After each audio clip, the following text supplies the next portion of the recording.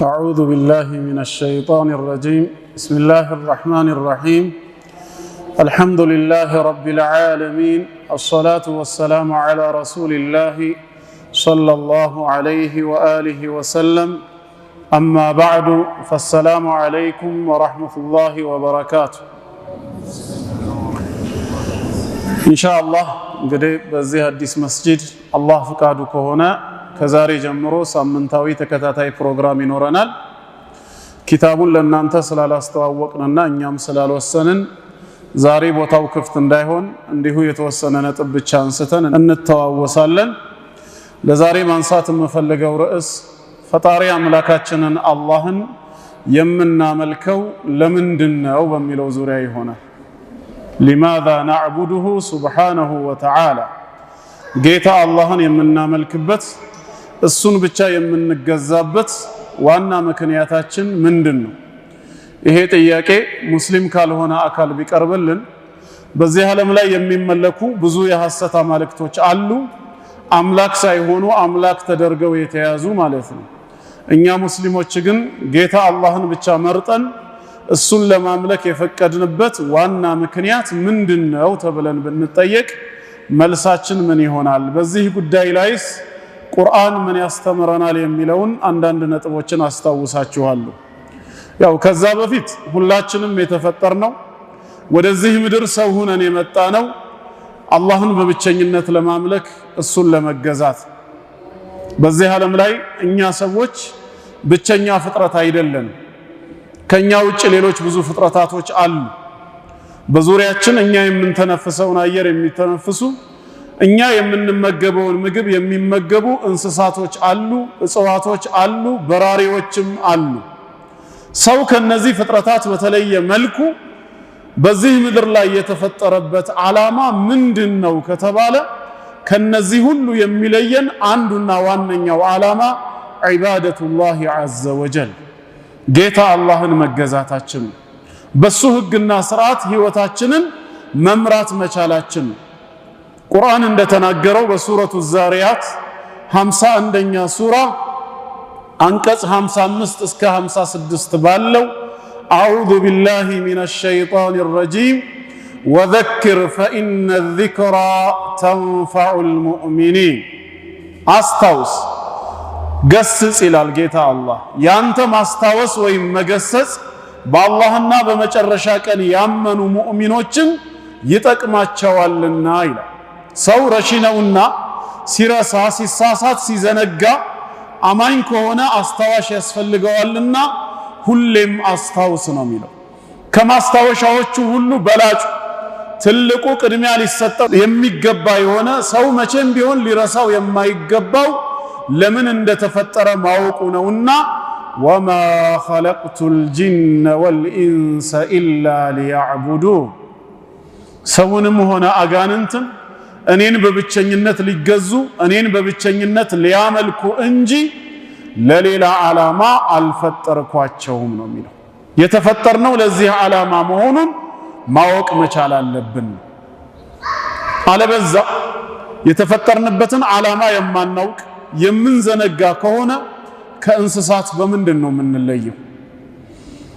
እንደምንበላው ይበላሉ፣ ቅድም እንዳልኳችሁ እኛ ምንጠጣውን ይጠጣሉ፣ እኛ የምንተነፍሰውን አየር ይተነፍሳሉ። ማታ ሲደክመን እንደምናርፈው እነሱም ይተኛሉ። ጠዋት ሲነጋ ለተለያየ የሥራ ዘርፍ እንደምንሰማራው እነሱም ሥራ ይሰራሉ። ጓሮ ገብቶ የእርሻ አገልግሎት የሚሰጠው ያርሳል። ገበያ ወጥቶ ዕቃ የሚጫነው ዕቃን በመጫን ከቦታ ወደ ቦታ ያንቀሳቅሳል። የትራንስፖርት አገልግሎት የሚሰጠው ሰውና ዕቃን ይዞ ወደ ሩቅ ቦታ ይሄዳል። በጥበቃ ሥራ ላይ የሚሰማራው ደግሞ ቤትንና አካባቢን ከሌባ እንደ ውሻ አይነቱ ይጠብቃል። እነሱም ሥራ አላቸው። አንድ ቀን አጀላችን ሲደርስ እንደምንሞተው እነሱም ይሞታሉ። ምንድነው ታዲያ ትልቁ ልዩነት ሲባል የምንኖርበት ዓላማ ነው የሚለየን። እኛ የምንኖረው ለዒባዳ ነው። ህይወታችንን የምንመራው በጌታ አላህ ህግና ስርዓት ነው። እሱ አድርጉ ብሎ ያዘዘንን ነገር አቅማችን በቻለ መጠን በመፈጸም አትቅረቡ ብሎ የከለከለንን ሙሉ በሙሉ በመራቅ በመጠንቀቅ መስመር ስተን የወደቅን ጊዜ ደግሞ በተውበት በእስትግፋር ወደ ትክክለኛው ማንነት በመመለስ የተፈጠርንበትን ዓላማ ለማሳካት ኢላ ሊያዕቡዱን የሚለውን ተሕቂቅ ለማድረግ ተፈጥረናል። እንስሶች ለዚህ ዓላማ አልተፈጠሩ። እኛ ለዒባዳ ስንፈጠር እነሱ የተፈጠሩት ለኛ ግልጋሎት። ሁወ አለዚ ኸለቀ ለኩም ማ ፊል አርድ ጀሚዓ ሱረቱል በቀራ ቁጥር 28 29 አካባቢ ላይ እንደተናገረው እርሱ አላህ ማለት በምድር ላይ ያለውን ሁሉ ለናንተ ግልጋሎት የፈጠረ ነው ያለው። እንስሳዎች በምድር ላይ ካሉ ነገራት ናቸው የተፈጠሩት እነኛው ለዒባዳ ሳይሆን ለኛ ለሰው አገልግሎት እንዲሰጡ ነው።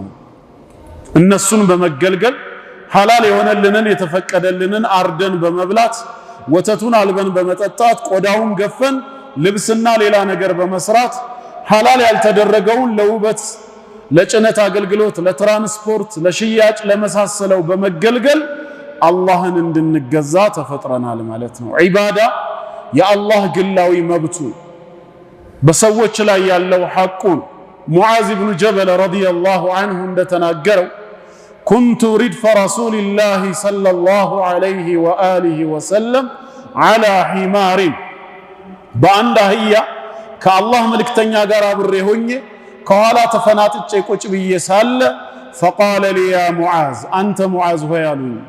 ቁልቱ ለበይከ ያ ረሱለላህ ዐለይሂ ሰላቱ ወሰላም አቤት አንቱ የአላህ መልእክተኛ ሆይ ሲላቸው ቃለ አተድሪ ማ ሐቁ ላሂ ዐለል ዒባድ ወማ ሐቁ ልዒባድ ዐላ ላሂ ዐዘ ወጀል አላህ በባሪያዎቹ ላይ ያለው መብቱ ምን እንደሆነ ባሪያዎች ደግሞ በአላህ ላይ የሚኖራቸው መብት ምን እንደሆነ ታውቃለህን ሲሉኝ ቁልቱ አላሁ ወረሱሉሁ አዕለም አላህና መልእክተኛው የበለጠ ያውቃሉ እኔ አላውቅም ስላቸው ቃለ ፈኢነ ሐቀ ላሂ ዐላ ዒባዲህ አላህ በባሪያዎቹ ላይ ያለው መብቱ አን ያዕቡዱህ እሱን ሊያመልኩት ነው።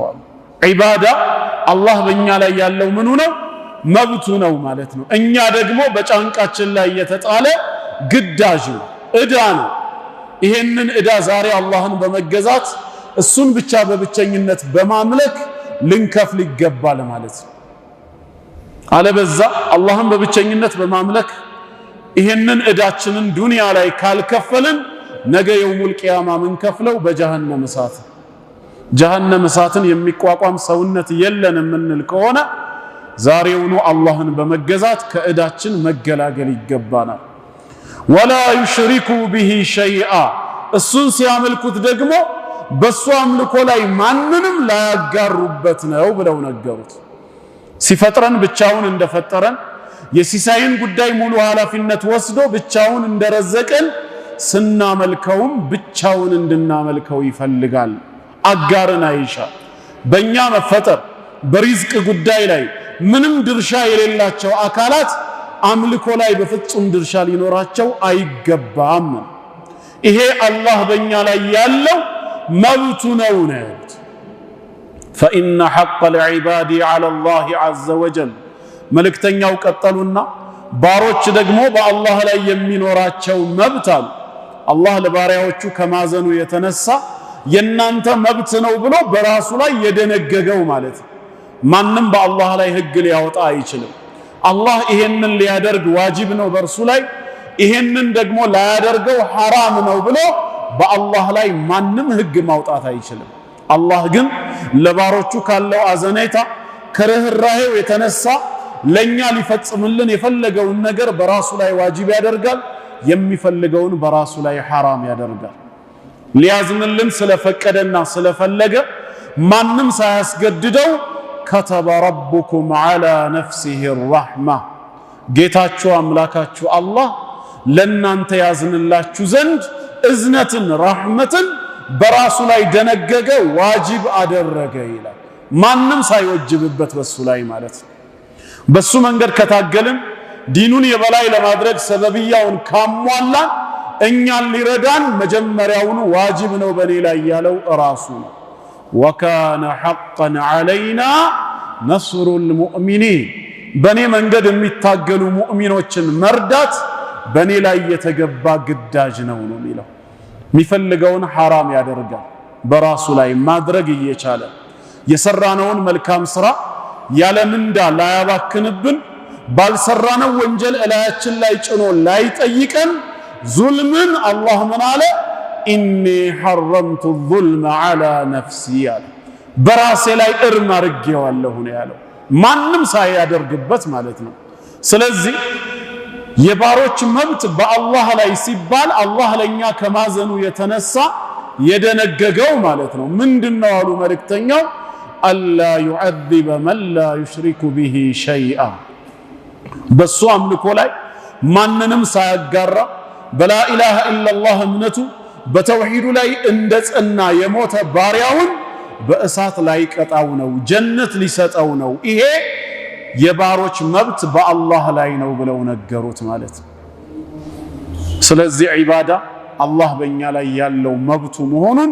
ከዚህ ሐዲስ በግልጽ እንረዳለን ማለት በዒባዳ ደስተኛ ህይወት መኖር ይቻላል የተፈጠርንበትንም አምላካዊ ግዳጅ በአግባቡ መወጣት ይቻላል ያለ ዒባዳ የሚኖር ሰው እንደ እንስሳ ነው የሚኖረው አላህ በሱረቱ ሙሐመድ 47ኛው ሱራ አንቀጽ 12 ላይ ኢነላሃ ዩድኺሉ الذين آمنوا وعملوا الصالحات جنات تجري من تحتها الأنهار الله እነዛ ያመኑትንና መልካም ሥራ የሰሩ ሰዎችን ከስሮቿ የተለያዩ አይነት ጅረቶች የምትፈስባት የሆነችን የጸጋ ገነት ያስገባቸዋል والذين كفروا እነዛ የካዱት ግን يتمتعون በምድር ላይ ብቻ ይጠቀማሉ ويأكلون كما تأكل الأنعام እንስሳዎች እንደሚበሉት እንደሚመገቡት እነሱም ይበላሉ ዱንያ ብቻ ነው ሌላ ለውጥ የለም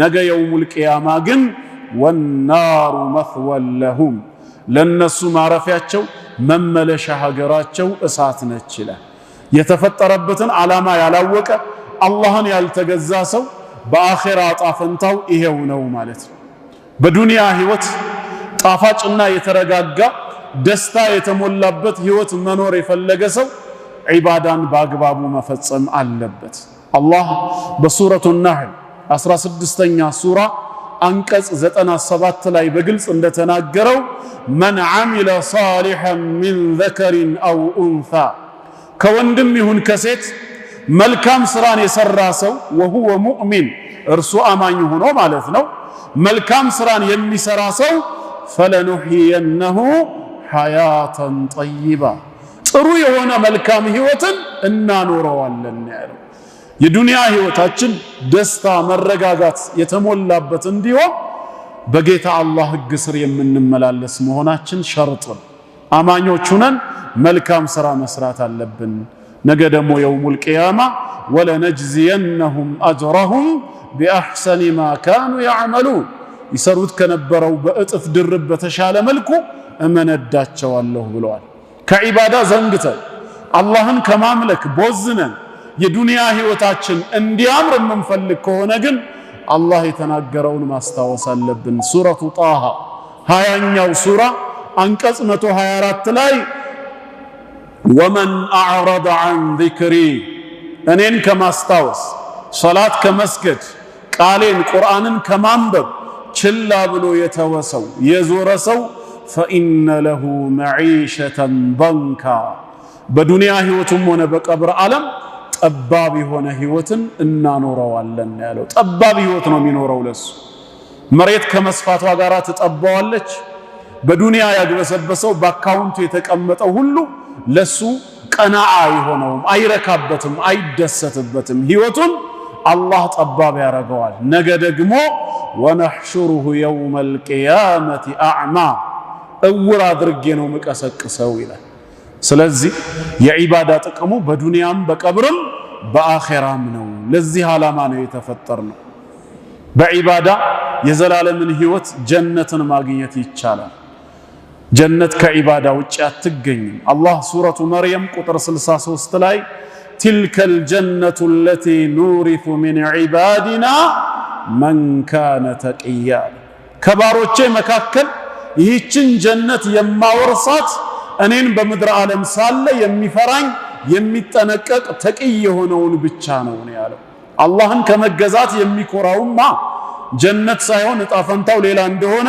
ሱረቱ ጋፊር 40ኛው ሱራ አንቀጽ 60 ላይ ወቃለ ረብኩም ኡድዑኒ አስተጂብ ለኩም ጌታችሁ አላህ አለ እኔን ብቻ ተገዙኝ እኔን ብቻ ለምኑኝ አለ ዱዓኡል መስአላም ዱዓኡል ዒባዳም ሁለቱም ይካተታሉ ስትማጸኑ እኔን ብቻ ተማጸኑ ስታመልኩም እኔን ብቻ አምልኩ አስተጂብ ለኩም ለጥሪያችሁ ምላሽ እሰጣለሁ እሺ እላለሁ ዒባዳችሁንም እቀበላለሁ ኢነል ለዚነ የስተክቢሩነ ዐን ዒባደቲ እነዚያ እኔን ከመማጸን እኔን ከመገዛት የሚኩራሩ ሰዎች ሰየድኹሉነ ጀሃነመ ዳኺሪን ጀሃነም እሳትን በአፍጢማቸው የተደፉ ሆነው ተዋራጆች ሆነው ይገቧታል ያለ ጀነት ያለ ዒባዳ አይገኝም እንደ መግቢያ ይሄንን የዒባዳን ጉዳይ ካየን ወደ ርዕሳችን እንመለስና ታዲያ ጌታ አላህን የምናመልከው ለምንድን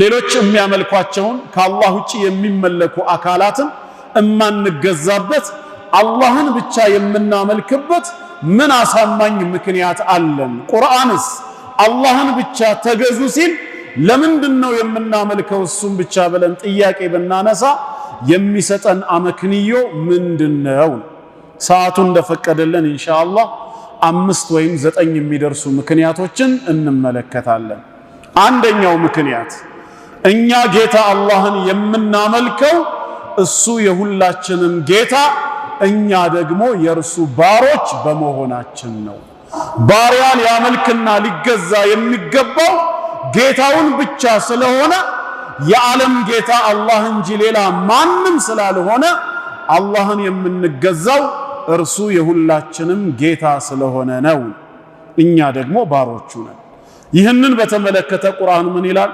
ሱረቱ መርየም 19ኛ ሱራ አንቀጽ 88 እስከ 93 ባለው ላይ وقالوا اتخذ الرحمن ولدا الرحمن ልጅን ያዘ ወለደ አሉ لقد جئتم شيئا إدا እጅግም በጣም ከባድ መጥፎ የሆነ ንግግር ይዛችሁ መጣችኋል ከዚህ ከንግግራችሁ ክፋት የተነሳ الرحمن ወለደ ተወለደ ከማለታችሁ የተነሳ تكاد السماوات يتفطرن منه ከንግግራችሁ ክፋት ሰማያት ሊቀደዱ ተቃርበዋል وتنشق الأرض ምድር ልትሰነጣጠቅ وتخر الجبال هدا ጋራዎች ተራራዎችም ተንደው ሊወድቁ ይቃረባሉ ይሄ ሁሉ ለምን አንደዓው للرحمن ولدا الرحمن ልጅን ያዘ ወለደ ብለው ስለሞገቱ ብቻ وما ينبغي للرحمن أن يتخذ ولدا الرحمن በባህሪው ልጅን ሊይዝ ለሱ ፈጽሞ አይገባውም ከባህሪው ጋራም አይሄድም ማለት ታዲያ ልጆቹ ካልሆነ ምንድነን ስንል إن كل من في السماوات والأرض إلا آتي الرحمن عبدا بسماعتنا بمدر ያለው በጠቅላላ ነገ የውሙል ቂያማ الرحمن ዘንድ ባሪያ ሆኖ የሚመጣ እንጂ ሌላ የለም ነው ያለው በሰማይ እነማን አሉ መላእክት አሉ በምድር ማን አለ ሰዎችም ጅኖችም አሉ እነዚህ ሁሉ ፍጥረታት الرحمن ዘንድ ባሪያ ሆነው የሚመጡ እንጂ ሌላ አይደሉም ነው ያለው ሁላችንም የርሱ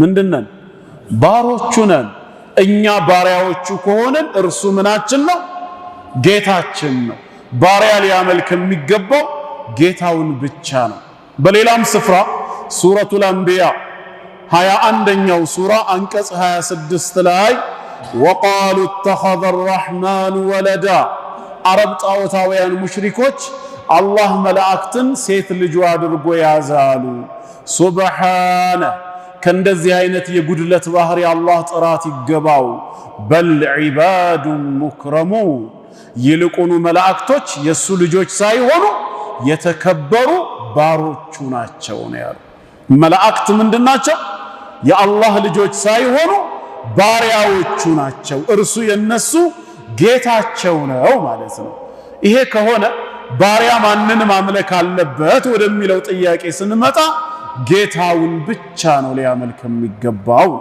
ቁርአን በሱረቱል አንከቡት 29ኛው ሱራ አንቀጽ 56 ላይ ያ ዒባዲየ አለዚነ አመኑ እናንተ በኔ ጌትነት ያመናችሁ ባሮቼ ሆይ ኢነ አርዲ ዋሲዐቱን ምድሬ ሰፊ ነችና በየትኛውም የምድር ክፍል ተሰዳችሁ ስትኖሩ ፈኢያየ ፈዕቡዱን እኔን ብቻ ተገዙ አለ። እኔን ብቻ ለምን? እሱ ምናችን ስለሆነ ጌታችን፣ እኛ ደግሞ ባሮቹ በመሆናችን ምክንያት ማለት ነው። በሱረቱል ሐጅ 22ኛው ሱራ አንቀጽ 77 ላይ ያ አዩሃ አለዚነ አመኑ እናንተ በአላህ ያመናችሁ ሰዎች ሆይ እርከዑ ወስጁዱ ለጌታችሁ አጎንብሱ እንዲሁም ስገዱ፣ ወዕቡዱ ረበኩም ማንን? ጌታችሁንም ተገዙ ነው ያለው። መገዛት ጌታን እንጂ ጌታ ያልሆነን አካል በምንም መልኩ ልናመልከው አይገባም። ወዕቡዱ ረበኩም ወፍዐሉል ኸይረ ለዐለኩም ቱፍሊሑን ትድኑ ዘንዳም መልካም ስራን ስሩ ይላል። አሁን ካቀረብናቸው 5 ወይም 6 ከሚደርሱ የቁርአን አንቀጾች ምን ተረዳን ማለት ነው? አላህን የምናመልክበት አንደኛው ምክንያት እርሱ የሁላችንም ጌታ በመሆኑ እኛ ደግሞ ባሪያዎቹ ስለሆንን ባሪያ መገዛት ያለበት አላህን ነው። አልሐምዱሊላሂ ረቢል ዓለሚን ምስጋና በጠቅላላ ለማን ይገባው ነው የሚለው? የዓለማት ጌታ ሙረቢ ተንከባካቢ ለሆነው ለአላህ ነው። እርሱ የዓለማት ጌታ ከሆነ ዓለም በጠቅላላ ደግሞ የእርሱ ምንድነው? ባሪያ ሊገዛ የሚገባው ይሄ ነው። ከአላህ ውጪ ያለን አካል እንድናመልክ ጥሪ የሚያቀርቡልን ወገኖች ጥያቄ ልንጠይቃቸው ይገባል ማለት ነው። ያ ጌታ ነው ብላችሁ ምሰብኩት እንድናመልከው ምትጋብዙን አካል እናንተ የኔ ባሪያ ናችሁ እኔ የዓለም ጌታ ነኝ ብሎ ሰብኳል ወይ? አዎ ብለው ከተናገሩ መጽሐፉን ክፈቱና አሳዩን ነው። አንድም ቦታ የለም። ከሌለ እናንተ ባሮቼ ናችሁ ካላለን ወይ እኔ የዓለም ጌታ ነኝ ብሎ ካላስተዋወቀ በምን መልኩ ነው የምንገዛው ታዲያ? እሱ አላህንማ የምናመልክበት አንዱ ምክንያት እርሱ የዓለማት ጌታ ነው፣ እኛ የእርሱ ባሮች ነን። ባሮቼ ሆይ ተገዙኝ ስላለ ነው። ይሄ አንደኛው ምክንያታችን ነው። ግልጽ ነው ወንድሞች፣ ተግባብተናል። ሁለተኛ አምላካችንን አላህን እርሱን ብቻ የምንገዛው እርሱን ብቻ የምናመልከው ለምንድን ነው ከተባለ ሊአነሁ ኻሊቁና ብቸኛው ፈጣሪያችን እርሱ ብቻ ስለሆነ ነው። እኛን ካለመኖር ወደ መኖር ያመጣን ህይወትን የለገሰን የፈጠረን አስገኝ ፈጣሪያችን እርሱ ብቻ ነው። ከአላህ ውጪ ሰውንም ጅንንም መልአክንም ዓለምን ፈጥር ያለው ብሎ በግልጽ የተናገረ ማንም የለም እኔ ብሎ። አላህ የሚመለከው የዓለማት ፈጣሪ ስለሆነ ነው። ፈጣሪን ማምለክ እንደሚገባ የቱ ጋር ተናገረ ካሉ ሱረቱል በቀራ ቁጥር 21 ላይ አላህ በሱረቱል በቀራ ምዕራፍ 2 ቁጥር 21 ላይ ያ አዩሃ ናስ እናንተ ሰዎች ሆይ አለ እዕቡዱ ረበኩም ጌታችሁን ተገዙት ይለናል። የትኛው ጌታ ብለን ስንጠይቅ አለዚ ኸለቀኩም ያ እናንተ የፈጠረ የሆነው አለ። አምልኮ የሚገባው መፍጠርና ማስገኘት የቻለው ነው።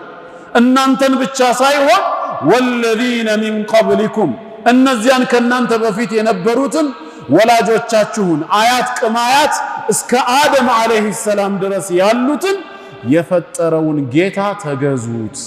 ዒባዳ የሚገባው ይሄ ፈጣሪ ብቻ ነው። ለዓለኩም ተተቁን ይሄን ጌታ ትጠነቀቁ ትፈሩ ዘንድ አለ። ልንገዛ የሚገባው የፈጠረንን ያስገኘንን ነው። በሌላም ስፍራ ምን ይላል? ሱረቱል አንዓም ምዕራፍ 6 ቁጥር 102 ላይ ዛሊኩሙላሁ ረቡኩም ይሃችሁ የናንተ ጌታችሁ አላህ ብቻ ነው።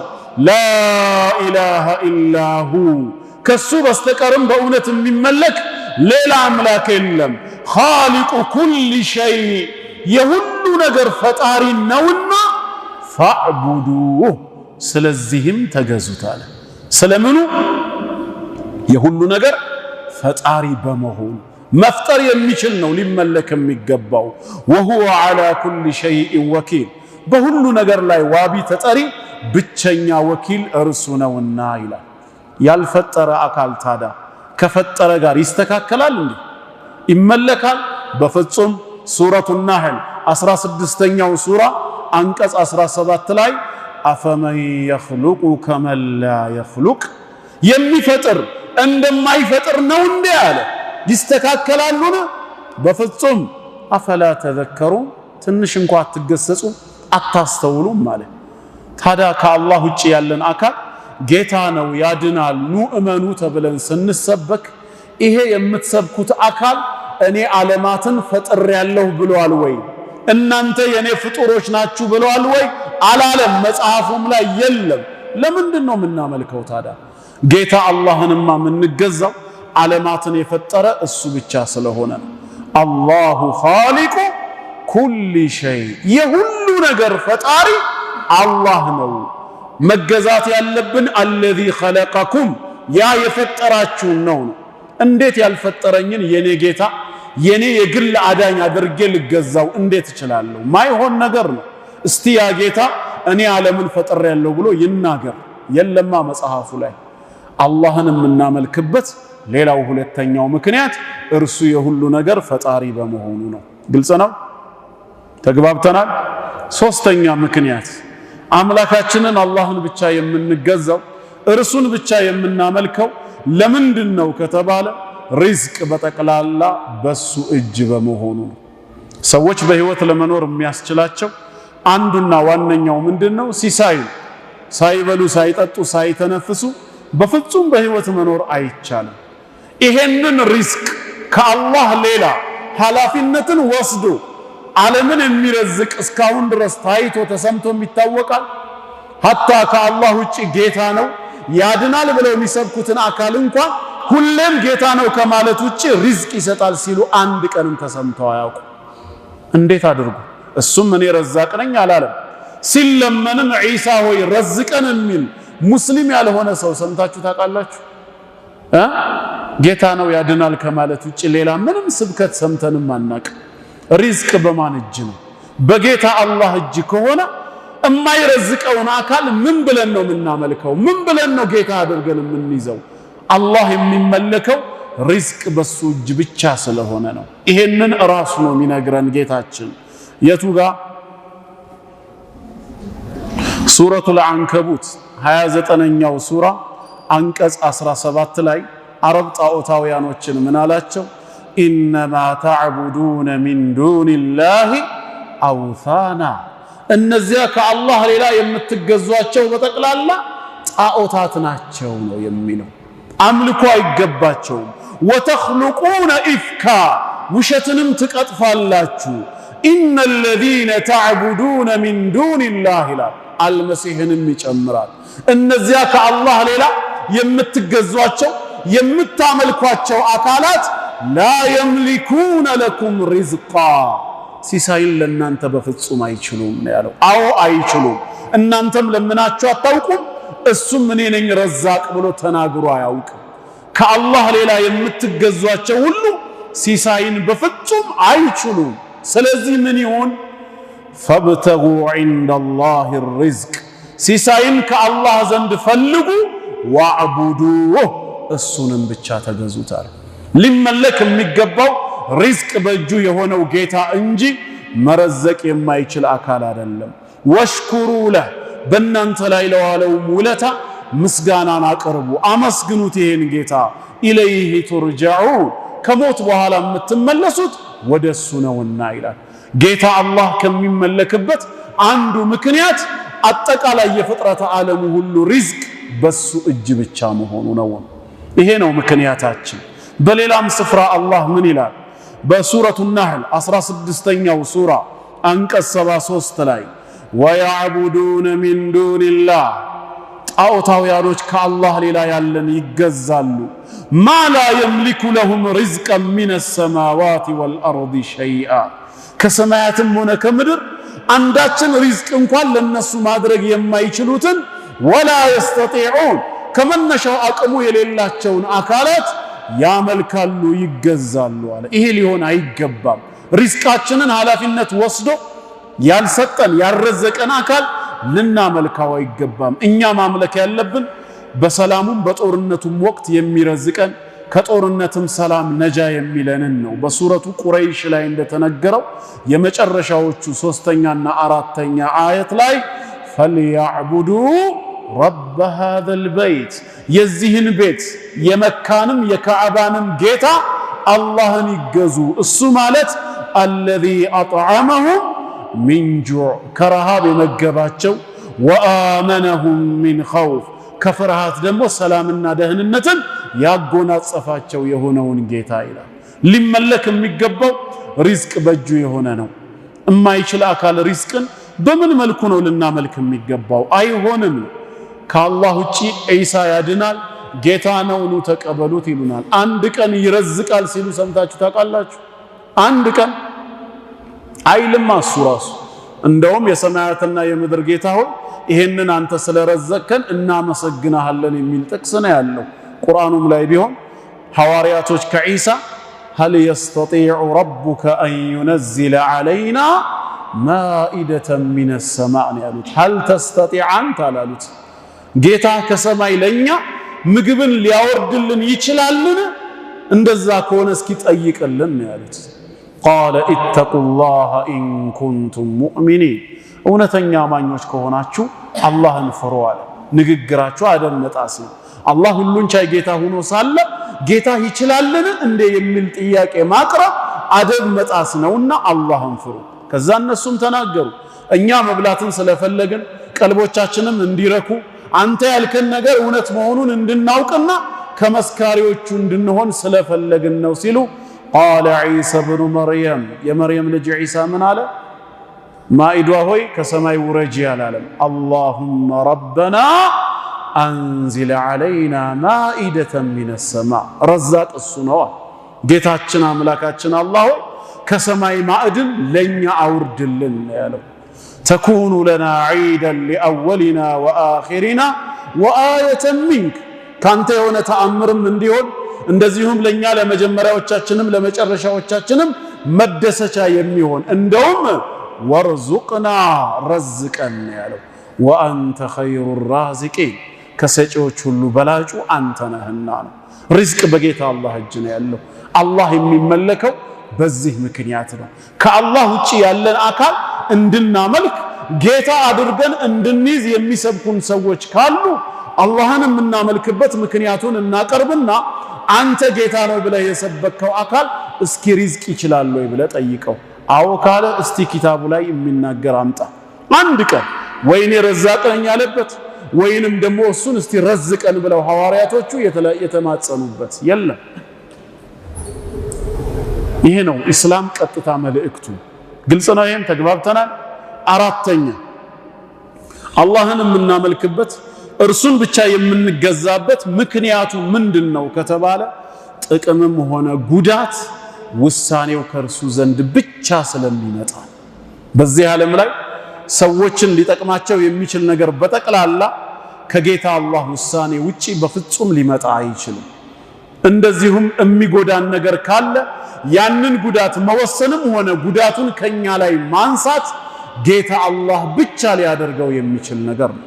ሌላው አካል ልጥቀማችሁ ብሎ ካልጠቀመን ልጉዳችሁ ብሎ ጉዳትን ማምጣት የማይችል ከሆነ ምን ተብሎ ነው የሚመለከው? ጥቅሙን ወደን ጉዳቱን ፈርተን ልናመልከው የሚገባው ጥቅምም ሆነ ጉዳት በእጁ የሆነውን ብቻ ነው። ማን ነው ከአላህ ውጪ ይሄን የሚችል? ሰባኪዎቻችን ሁሌም ሲሰብኩ ኢየሱስ ያድናል ይላሉ። ይገድላል ሲሉ ሰምተን አናቅም አንድም ቀን። ኧረ አላህ ይገድላል ነው እኛ ደግሞ የምንለው። ያልገባቸው ሰዎች እንዴት ይላሉ? ጌታ ያድናል እንጂ እንዴት ይገድላል? እና ማን ነው የሚገድለው? ሰይጣን ነው ይላሉ። እርግጠኛ ናችሁ? አዎ ጥሩ። ሰይጣን የገደለው መዳኑንና መኖሩን አምላክ የፈለገለትን ሰው ነው ወይስ አይደለም ነው ጥያቄው። የሰውየውን መኖር አምላክ ፈልጎለት ከነበር ሰይጣን መጥቶ ከገደለው በሰውየው ላይ ኃይል ያለው አምላክ ሳይሆን ማን ሆነ? ሰይጣን ሆነ ማለት ነው። ስለዚህ ሊመለክ የሚገባው ሰይጣን ነው። አይ መጀመሪያውኑ አምላክ እንዲጎዳ እንዲገደል ፈቅዶ ነበር ከተባለስ ሰይጣን ሰበብ ሆነ እንጂ ጉዳት ከሱ ዘንድ ሊመጣ አይችልም። ስለዚህ እንደኛ ሙስሊሞች እምነት ሰዎችን የሚያድን ብቻ ሳይሆን ጌታ አላህ የሚገድልም እርሱ ብቻ። ወደዚህ ዓለም ስንመጣ ያለሱ ውሳኔ ያለሱ ፍቃድ እንዳልተወለድን እንዳልመጣን ሁላ ይሄንን ዓለም ስንሰናበትም ያለሱ ውሳኔ አንሞት። ማንኛይቷም ነፍስ ሕያው የተደረገችው በጌታ አላህ እንደሆነ ሁላ ምትሞተውም በሱ ውሳኔ ነው። ጥቅምም ጉዳትም ሚነላህ ከአላህ ብቻ ነው የምንለው። እስቲ ኢየሱስ ይገድላል ይበሉ፣ አይችሉም። ቃሉም ላይ የለም እነሱም አላሉም። ያው ያንተን ቀልብ የሚስበው ሁሌ የሚማርከው ያድናል ስለሆነ ብቻ ነው። መግደል ካልቻለ ማዳኑን እንዴት ቻለ ታዲያ? ይገድላል። የኛ ጌታ ግን ራሱ እንደነገረ هو الذي يحيي ويميت ሕያው ያደርጋል ይገድላልም ነው። ማዳን ሕያው ማድረግ ብቻ ሳይሆን መግደልም የሱ ስልጣን ነው። ጥቅምም ጉዳትም ከሱ ዘንድ ብቻ ነው። ምን ይላል ይሄ ጌታ ስለዚህ ጉዳይ ሲነግረን? በሱረቱል ማኢዳ ቁጥር 76 ላይ አምስተኛው ሱራ ቁጥር 76 ቁል ካዲያኖችን በሏቸው ይላል አተዕቡዱነ ሚን ዱኒላህ ከአላህ ሌላ ያሉትን ትገዛላችሁ እንዴ? ማላ የምሊኩ ለኩም በረን ወላ ነፈዓ ለናንተ ጉዳትንም ጥቅምንም የማይችሉ አለ። ምን ማለት ነው? ጉዳት ደርሶባችሁ ያን ጉዳት ሊያነሱ ሊገልጹላችሁ ወይ ጉዳትን በእናንተ ላይ ሊወስኑ እንዲሁም ጥቅምን ወስነው ሊያመጡላችሁ ወይ ደግሞ በእናንተ ላይ ጥቅምን ሊያስቀሩባችሁ የማይችሉ አካላትን እንዴት ትገዛላችሁ በላቸው።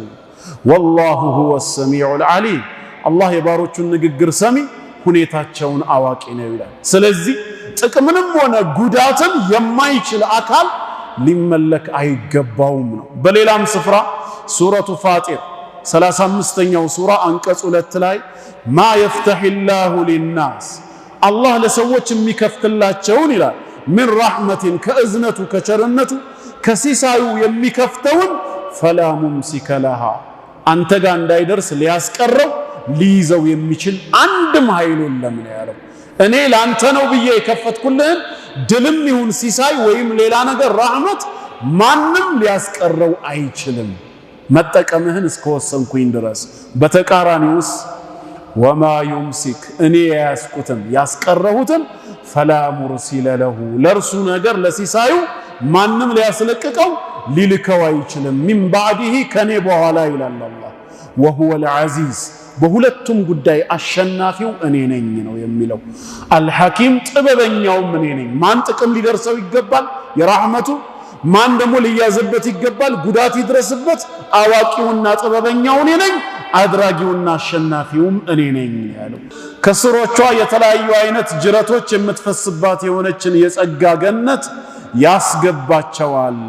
10ኛው ሱራ አንቀጽ 107 ላይ ወኢን የምሰስከ አላሁ ቢዱርን አላህ አንተን በጉዳት ቢነካህ አለ መጥፎ ነገር ጉዳት እንዲደርስብህ ቢወስን ፍቃዱ ቢሆን ማን ያነሳዋል ይሄን ጉዳት?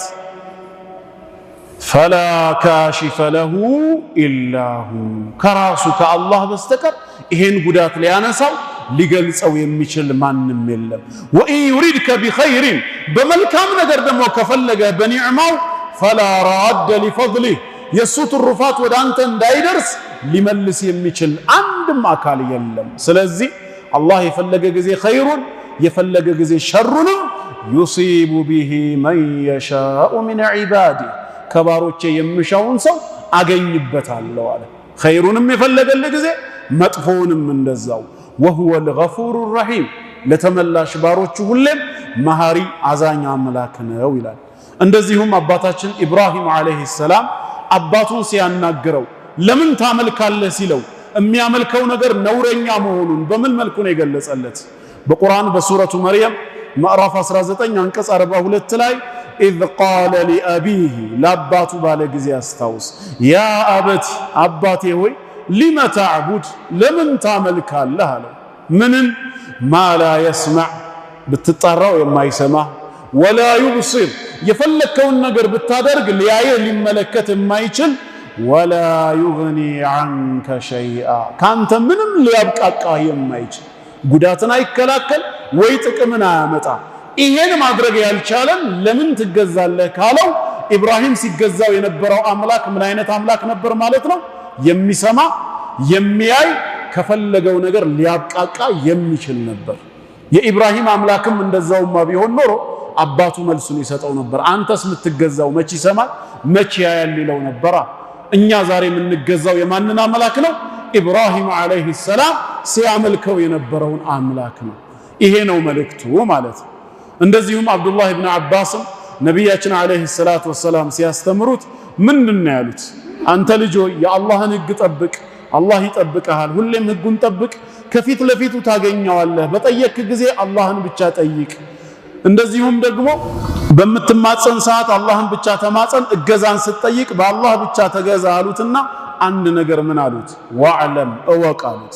አነ ልኡመተ ለው እጅተመዐት ዐላ አን የንፈዑከ ቢሸይ፣ ህዝቦች ሁሉ ተሰባስበው አንተን በአንዳች ነገር እንጥቀምህ ቢሉ ለም የንፈዑከ ኢላ ቢሸይኢን ቀድ ከተበሁ ላሁ ለክ፣ አላህ ላንተ ይሁን በነሱ ሰበብ ተጠቀም ብሎ የጻፈልህን ካልሆነ በቀር ህዝቦች ስለተሰባሰቡ ብቻ ምን ሊያረጉ አይችሉም?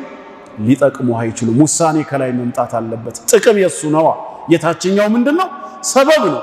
በዛው ተቃራኒ ለው اجتمعت على ان يضروك بشيء፣ ባንዳች ነገር ሊጎዱ ቢሰባሰቡስ ተንኮላቸው፣ ሴራቸው፣ ፓርላማቸው ለን يضروك الا بشيء قد كتبه الله عليك፣ አላህ ባንተ ላይ በእነሱ ሰበብ ጉዳቱ ይድረስብህ ብሎ የጻፈብህ ካልሆነ በቀር የነሱ ተንኮል የነሱ ሴራ በፍጹም ሊጎዳህ አይችልም።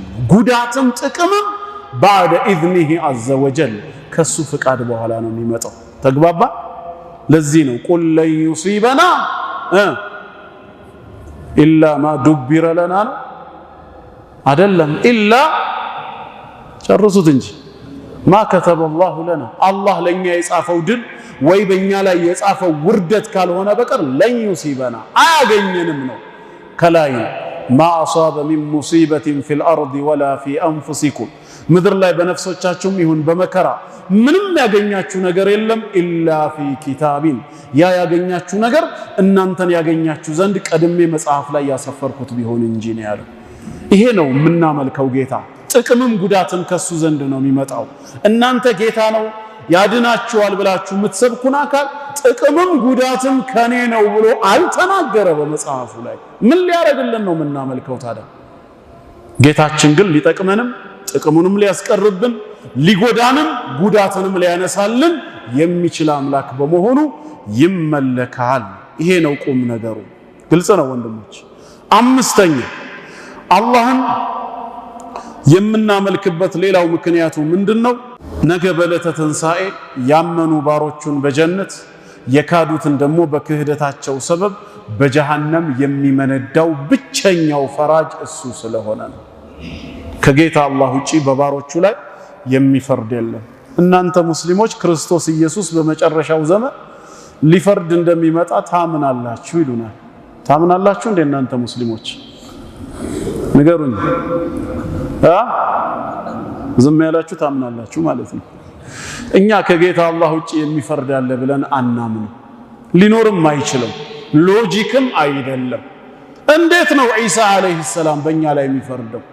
ለምን አይፈርድም ካሏችሁስ የማይፈርድበት አንዱና ዋነኛው ምክንያት ህግን አልደነገገማ። ባልደነገገው ህግ ባላወጣው ሸሪዓ ይሄን አድርጉ ብሎ ሳያዘን ይሄን አትቅረቡ ብሎ ሳይከለክለን ነገ የውሙል ቂያማ ምን ብሎ ነው የሚፈርደው? ዋጂብ ያደረገብን ነገር አለ? ሐራም ያደረገብን ነገር አለ? የለም። ህጌን የታረጋችሁ ብሎ ነገ ሊጠይቀን አይችልም። በእኛ ላይ የመፍረድ ስልጣን ያለው ሸርዓን ወዐቅለን ህግን ማውጣት የሚችለው ብቻ ነው። እሱ ደግሞ ጌታ አላህ ነው። በቀን 5 ስገዱ ብሎ አዞናል። ረመዳንን ጾሙ ብሎናል። ሐጅና ዘካን ፈጽሙ ብሎናል። ኸምር፣ ዚና፣ ውሸት፣ ስርቆት የመሳሰሉት ሐራም ናቸው ራቁ ብሎ ደንግጎልናል። ነቢያትን ልኮልናል። ነገ የውሙል ቂያማ ማዛ አጀብቱሙል ሙርሰሊን፣ የላኩላችሁን መልእክተኞች ምን ምላሽ ሰጣችሁ ሊጠይቀን ይገባል። ስገዱ ካልኳችሁ ምን ያህሉን ፈጸማችሁ? ምን ያህሉን አጎደላችሁ? ለምን አትቅረቡ ካልኳችሁ ነገር ምን ያህሉን ተጠነቀቃችሁ? ምን ያህሉን ተዳፈራችሁ? እንዴት ብሎ ቢጠይቀን ይሄ ነው ትክክለኛው ሎጂክ። የፈጠረንም የረዘቀንም ህግ ያወጣልንም እሱ ነው። ዒሳ አለይሂ ሰላም በመጨረሻው ዘመን ወደዚህ ምድር መጥቶ እኛ ላይ የሚፈርደው ምን አዘዘን? ምን ከለከለን? መሰለን ምን ብሎ ነው የሚፈርድብኝ? እኔ አልሰገድክም ብሎ ባልሰግድ እንኳን ራሱ እሱ ነው እንዲያዘዘኝ እንድሰግድ። ከፈለገ ሊምረኝ ከፈለገ ሊቀጣኝ የሚችለው የሶላቱ ባለቤት ነው። ስገድ ብሎ ያዘዘኝ አካል ነው። የታረከው ሰላቴን ብሎ የሚጠይቀኝ እሱ ነው። ተግባባ። ወለቱስአሉነ የውመኢዝን አኒ ነዒም ያለው የጸጋው ባለቤት ራሱ ነው የሚጠይቀው። ጸጋውን ያልሰጠኝ አካል የጸጋ ኒዕማዎችን ዘርዝሮ ምን አረክበት ብሎ ሊጠይቀኝ አይችልም። ፍርድም የጌታ አላህ ነው። ባሮቹ እኛ ነን። ነቢያትን የላከው እሱ ነው። ህግን ያወጣው የደነገገው እሱ ነው። የሚፈርደው ግን ዒሳ ነው። ምንኛ ነው ሎጂኩ? እንዴት ሆኖ ነው ዒሳ የሚፈርደው? ማን ሰላት ይስገድ አይስገድ፣ ማን ዑዝር ይኑረው አይኑረው፣ ማን በወንጀል ይዘፈቅ አይዘፈቅ፣ ከወንጀል በኋላ ማን ተውበት ያደርግ አያደርግ የታውቆ እንዴትስ ሊፈርድ ይችላል? ሎጂካሊ አያስኬድም። ተግባባ። ስለዚህ ፍርድ በጀነት ወይ በጀሃነም መፍረድ የጌታ አላህ ስልጣን ብቻ ነው።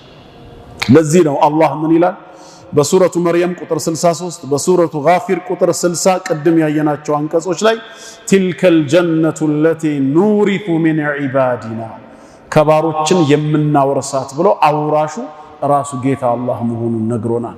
ጀሃነምንም ሰየድኹሉነ ጀሃነመ ዳኺሪን ብሎ የወሰነው እሱ ነው።